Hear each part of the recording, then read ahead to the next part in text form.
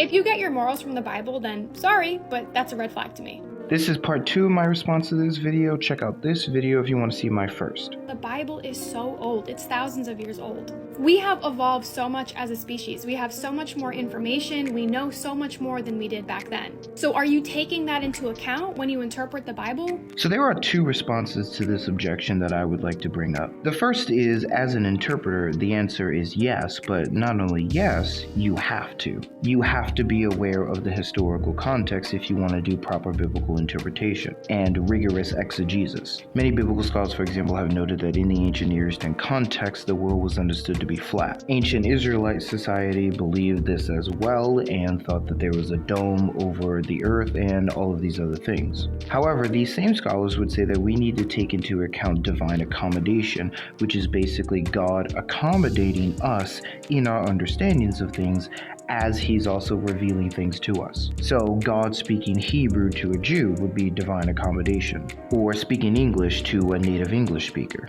So when God does not correct these ancient understandings of the world that modern science has debunked or corrected, this is the result of divine accommodation. God accommodated their understanding in order to bring truth to them. And not only is this taken into account by many scholars, I myself took this into account when I was doing my own exegesis for a school paper on Psalm 104, which has a whole bunch of creation theology in it. So yes, people absolutely take this stuff into account, and if they don't, they should. The second issue at play here is that this sort of skepticism and pushing off of old wisdom, old things, by the mere fact that they're old is really concerning. It's concerning because it doesn't take into account the new cultural period that at least many in the Western world are in, which is metamodernism. And a metamodern framework seeks to take into account the wisdom and genuine knowledge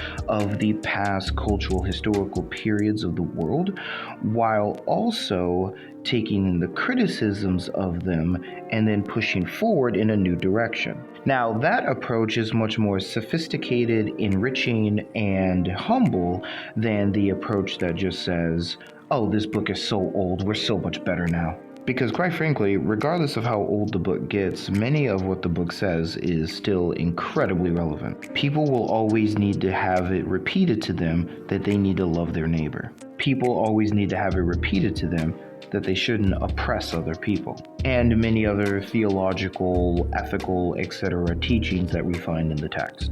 So a more complex engagement that would be cool to see would be a sort of meta-modern engagement with the text, where if you wanted to dismiss some of these ideas and have good reasons for doing so, you could, while also incorporating and integrating some of the ideas from the biblical text and then pushing forward past them. That would be a higher level of complicated thinking, and reflective of a humble approach and a approach that is more culturally in tune today.